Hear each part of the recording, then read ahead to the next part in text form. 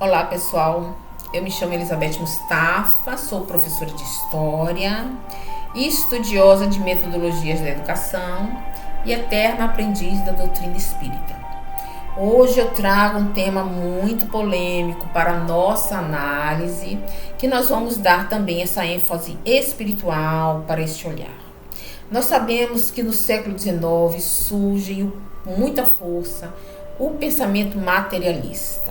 Muitos são os autores, os filósofos que buscam compreender a vida e o mundo a partir desse olhar materialista, porque entendem que a Igreja Católica, na sua dimensão espiritual, não deu as respostas que muitos daqueles que pensavam a vida, que pensavam a sociedade, buscavam. Então, aquelas pessoas muito intelectuais que não compreendiam os dogmas da igreja, que não iam ser levados apenas pelo caráter da fé, não conseguiam compreender o cristianismo nessa perspectiva, e aí desenvolvem grandes teorias materialistas para explicar a vida, a dor, o sofrimento dos povos. Uma pessoa de percepção materialista compreende que o homem só existe no binômio berço e túmulo. Então, é necessário que ele, a partir desta limitação do seu olhar, entenda a justiça de Deus, a existência de Deus. Então, é impossível parecer compreender, por exemplo, por que alguns nascem ricos, outros nascem paupérrimos, por que alguns nascem doentes, outros nascem com saúde plena, porque uns nascem inteligentes, músicos desde a infância, e outros nascem ignorantes, com muita dificuldade de aprendizado. Então, este homem que pensa, que busca raciocinar, ele vai entrar em colapso com essas questões e vai passar a afirmar que a vida só existe na matéria e que nada mais existe depois da morte ou antes mesmo do nascimento, porque ele não consegue provar isso em laboratório, ele não consegue mensurar com a sua régua medidora, que quer entender a vida a partir da ciência, a partir da lógica, da razão. E essa razão não alcança. Então, neste momento, nós vamos ver o Espiritismo dando a sua entrada no mundo e trazendo essa reflexão racional a partir da compreensão de que somos apenas viajores do tempo e do universo e que estamos neste momento no planeta apenas para um estágio de aperfeiçoamento e de aprimoramento rumo a uma evolução que já iniciou-se muito antes do nosso nascimento e que vai continuar a partir da morte. O Espiritismo traz essa perspectiva da reencarnação e explica para o ser humano que você, eu e todos nós temos um espírito que sobrevive à morte.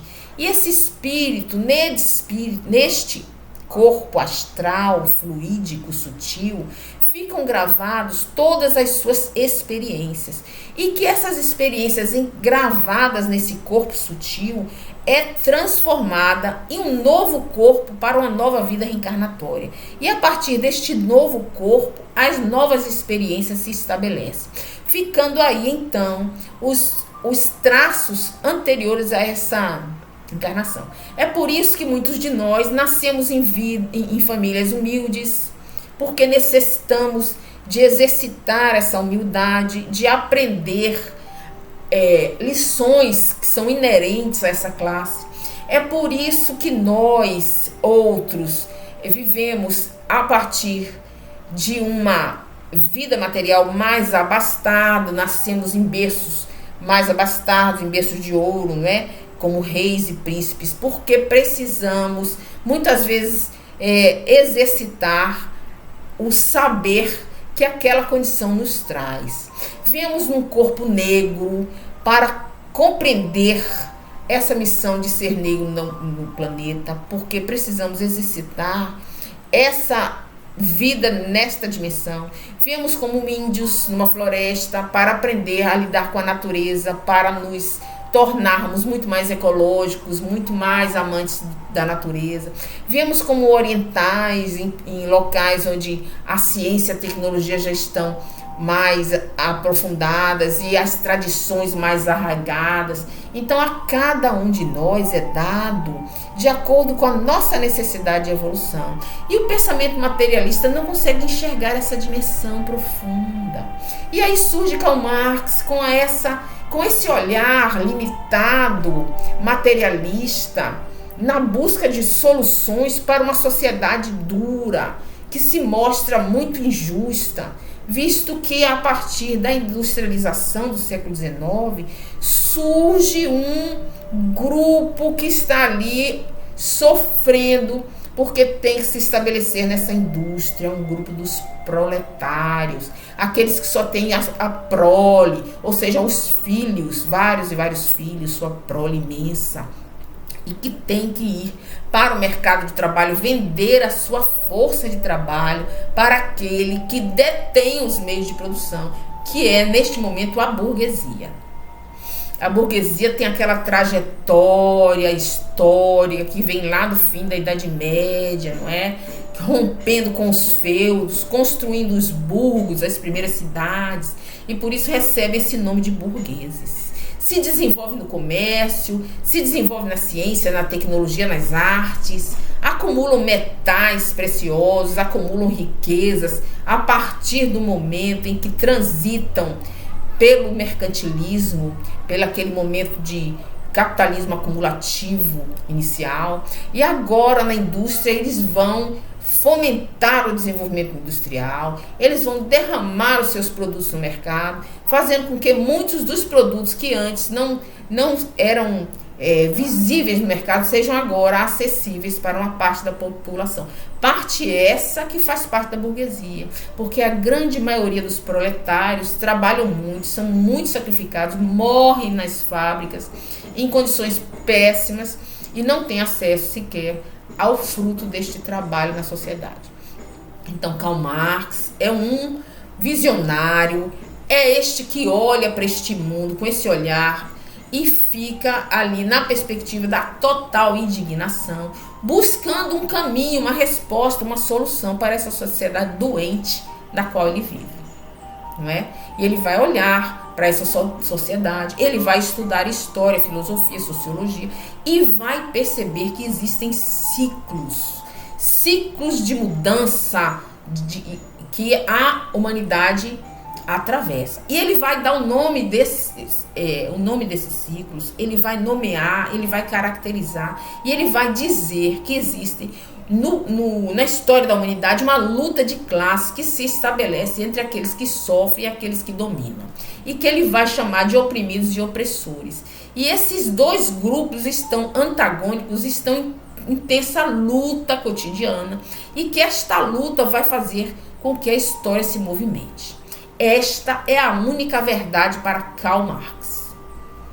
Não existe Deus, não existe causa e efeito espiritual, só existe a luta de classes. E ele tem uma visão, ele tem uma percepção, olhando para ali a Revolução Industrial, olhando para a Revolução Francesa, onde a burguesia rompe com aquela velha sociedade, onde a nobreza era a grande detentora dos poderes, e a burguesia, na sua luta, na sua guerra fratricida, onde coloca milhares e milhares na França na guilhotina, chega a um ponto e domina o poder. Então Marx olha para esse movimento de luta de classes e diz: para que os proletários saiam dessa opressão, é preciso destruir a burguesia. E a partir desse paradigma da destruição, ele vai tecendo todo este seu olhar para encontrar a utopia da igualdade. Essa é a igualdade que ele busca. Essa é a igualdade que ele vai dizer que atinge quando a burguesia foi exterminada, através da luta de classe entre proletários e burgueses. Este é o pensamento básico de Karl Marx em relação ao momento da história. Vamos ver o que Emmanuel nos traz aqui no livro A Caminho da Luz sobre o socialismo. Segundo Emmanuel, na página 192, que ele fala do socialismo. Aspas para Emmanuel. Grandes ideais florescem na mentalidade de então. Ressurgem aí as antigas doutrinas da igualdade absoluta. Aparece o socialismo propondo reformas viscerais e imediatas. Olha o que ele está falando aqui. Que surge neste momento, no século XIX, ideias sociais e viscerais, quer dizer, de grande e profunda mudança, imediata, rápida mudança. O que a gente sabe que quando as mudanças são rápidas, são momentos de revolução e que muitas vezes, se não todas as vezes, existe muita morte, muita destruição, muita matança. E Emmanuel continua um pouco mais embaixo. Uma revolução sociológica de consequências imprevisíveis ameaça a estabilidade da própria civilização, condenando-a à destruição mais completa. Olhe como ele coloca o socialismo como uma ameaça à sociedade. Nós vamos ver ali no livro de Marx, no seu pensamento, uma forte tendência a solicitar o extermínio daqueles que não estão de acordo com a mudança.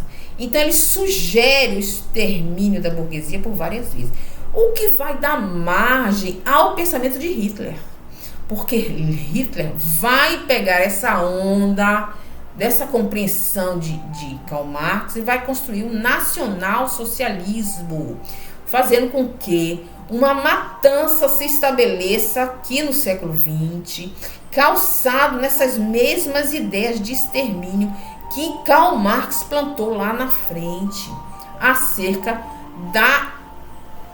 do benefício que a sociedade teria se fosse exterminado esse grupo da burguesia. Então Hitler bebe nessas águas e nós sabemos que o século XX é um século de muitas guerras fraticidas, não só pela ampliação do mercado consumidor, não é pela luta de mercado, pela disputa de espaços de mercado capitalista, mas também acerca desses sistemas totalitários, fraticidas, que nós vamos ver acontecer no século XX. E Hitler é um exemplo de seguidor do pensamento de Karl Marx. Vamos ver também outros grupos que vão se desenvolver a partir desse pensamento. Porque, segundo Karl Marx, os proletários, eles não têm pátria. Os proletários, eles têm apenas a causa operária. Para se fazer a revolução, é necessário que os operários se unam em torno da causa operária. Então, tudo e qualquer empecilho para que essa causa seja atingida, porque, segundo Marx, o bem maior é a igualdade, a utopia da igualdade, qualquer que seja o empecilho será destruído, segundo a sua concepção. Então, é necessário destruir o sentido de pátria, destruir o sentido de ordem, destruir as tradições, porque, segundo ele, as tradições são construções burguesas. Então ele sugere esse fim, esse desgoverno, essa desordem, o que vai dar margem para a construção de outro pensamento, que é o pensamento anarquista. Aquele que diz que o Estado não governa os seres, que é necessário a sociedade se organize sem o Estado, com a autogestão dos indivíduos. Então o pensamento anarquista também surge aí com uma reflexão, um braço do socialismo, que é o movimento anarquista, que nós vamos ver florescer e que vão trazer muitos problemas, porque os anarquistas, eles têm uma forte tendência ao terrorismo. E hoje nós temos o terrorismo muito forte no século XXI. No século XX, com muita força ele existiu. E ainda hoje existe esse movimento de desordem, de destruição da ordem, que surge também aí nesse momento da revolução do século XIX, dessa proposta revolucionária do século XIX, né?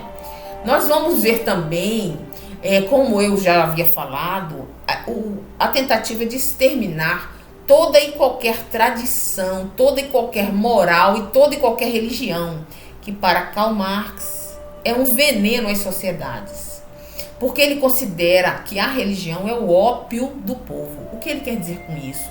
Ele quer dizer que as pessoas usam a religião como para entorpecer os seus males, aquele mal que lhe causa.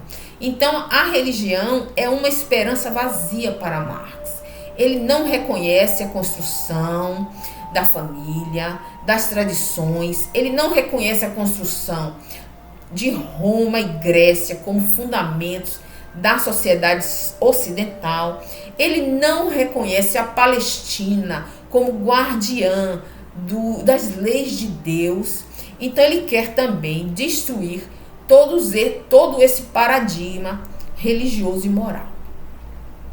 Está descrito em todos os seus livros, principalmente no livro que ele escreveu com seu companheiro Engels, que é o livro A Origem da Família, da Propriedade Privada e do Estado, em que ele demoniza esses três elementos, falando com que todos os três têm que ser destruídos e somente um Estado autoritário, totalitário, deveria dirigir as pessoas que não têm individualidade, não têm nem liberdade de escolha. E sim, o Estado deveria determinar de quem são os bens e tomar e acabar com toda a propriedade, inclusive a de herança também. E aí fica aí mais essa dimensão do pensamento autoritário de Karl Marx, que vai engendrar nas guerras, não é? E que nós vamos ver as revoluções, a Revolução Russa em 1917, onde os bolcheviques tomam o poder, não é? Que saídos ali da Revolução da Grande Guerra, armados, entram na Rússia e tomam o poder, devastando as populações, matando aos milhares, impondo um método de governo que só trouxe morte e destruição para toda a nação. E todas as nações que seguiram essa mesma direção têm agora o resultado nefasto de destruição e pobreza por onde passa. Todas as vezes que o comunismo e o socialismo, porque eles mudam, não é, o nome, eles vão se modificando, eles vão enganando as populações com a utopia da igualdade, eles vão trazendo essa ilusão e causando morte, destruição, pobreza, miséria para todos aqueles que encaminharam para essa dimensão de socialismo, que é, na verdade, uma grande falácia. E Emmanuel nos traz aqui a reflexão de que o Espiritismo veio exatamente para dar essa dimensão espiritual mais profunda e mostrar para a humanidade, para além do materialismo, para dar essa esperança maravilhosa que a doutrina nos traz, nos mostrando que o caminhar da humanidade, da evolução, é uma coisa natural e não pode ser imposta, porque a natureza não dá saltos. E por mais que alguns se achem no direito de forçar as populações, isso não pode acontecer, porque a verdade se impõe e a evolução se dá paulativamente, com o desenvolvimento dos indivíduos, com o fim das injustiças, a partir do aperfeiçoamento das pessoas e a compreensão de que a sociedade tem que ser mais fraterna. Vamos ver o que Emmanuel coloca aqui também com essa questão, não é? Olha aqui na página 193, ele coloca aqui no item restabelecendo a verdade. O Espiritismo vinha deste modo na hora psicológica das grandes transformações. alentando o espírito humano para que não se perdesse o fruto sagrado de quantos trabalham e sofrem no esforço penoso da civilização. Então ele está falando que deve-se valorizar aquele que sofre e pena com seu trabalho árduo, no sentido de aperfeiçoar e fazer crescer a civilização. Quer dizer, os trabalhadores existem para que a civilização se faça. E é necessário esse movimento evolutivo. E dá sequência aqui, olha. Vai explicando, tá? Com as provas da sobrevivência, vinha reabilitar o cristianismo. Não é? Então ele vai mostrando que com a sobrevivência, com a prova do fim da morte, porque Jesus matou a morte, Jesus volta e mostra para os seus discípulos que está vivo. E Tomé toca nas suas chagas e mostra que a morte não existe. E o Espiritismo vem nesse momento no século XIX com a entrada de vários e vários espíritos a mostrar para a humanidade: vejam, nós não morremos, nós estamos aqui. São tantas demonstrações de vida, tantas mensagens enviadas através do Espiritismo, que dá para encher muitas enciclopédias. Então o Espiritismo vem mostrar essa verdade. É aqui, ó. Com as verdades da reencarnação, veio explicar o absurdo das teorias igualitárias absolutas. Então não pode ser absoluta, porque existe um indivíduo, seu livre-arbítrio e sua caminhada individual. Então essa teoria de igualdade absoluta é uma falácia, isso não existe. E ele continua: o Espiritismo vem enquadrando o socialismo nos postulados cristãos, não se ilude com as reformas exteriores para concluir que a única renovação apreciável é a do homem íntimo, célula viva do organismo social de todos os tempos. Então ele vem mostrar aqui que restaura esse cristianismo e vem mostrar que a reforma íntima de cada indivíduo é que traz a verdadeira mudança social. O Espiritismo vem nesse momento exatamente para construir aqui, ó. Tá vendo? O Espiritismo vem ensinar a lei das compensações no caminho da redenção e das provas do indivíduo e da coletividade. Estabelece o regime da responsabilidade em que cada espírito deve enriquecer a catalogação dos seus próprios valores. Então, cada indivíduo enriquece a civilização com seus próprios valores. Então, aquela questão: fazei dentro de você aquilo que você quer ver no mundo. Esse é o recado do Espiritismo. É isso que aqui Emmanuel nos traz. Olha aqui, ó. Ele continua: não se engana com as utopias da igualdade absoluta em vista dos acontecimentos da lei do esforço e do trabalho individual. Então, quer dizer, a cada um segundo as suas obras. Não existe essa igualdade porque cada um faz o seu esforço individual de conquista, não é? À luz da eternidade, à luz das reencarnações, não numa dimensão materialista, como Karl Marx está trazendo para a humanidade, não é? E continua: e não se transforma em instrumento de opressão dos magnatas da economia e do poder, por consciente dos imperativos da solidariedade humana. Quer dizer, também não faz parte do grupo que oprime, porque tem consciência da solidariedade humana. E tem mais: despreocupado de todas as revoluções, porque somente a evolução é o seu campo de atividade e de experiência. Então, mostrando que as revoluções são desnecessárias.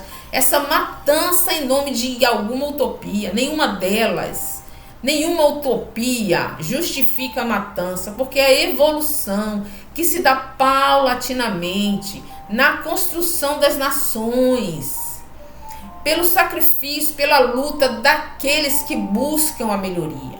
Aí é que está a grande evolução e não as revoluções, que é uma falácia à igualdade. Ele continua aqui a tecer muitas e muitas coisas acerca dessa questão. E aí ele finaliza aqui também, olha,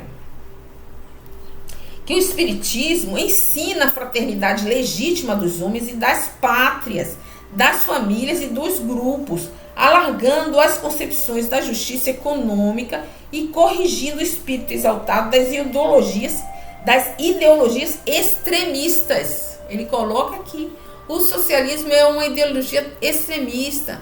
Não existe isso. É preciso respeitar sociedades, famílias e pátrias. Muito claro aqui neste livro, sem deixar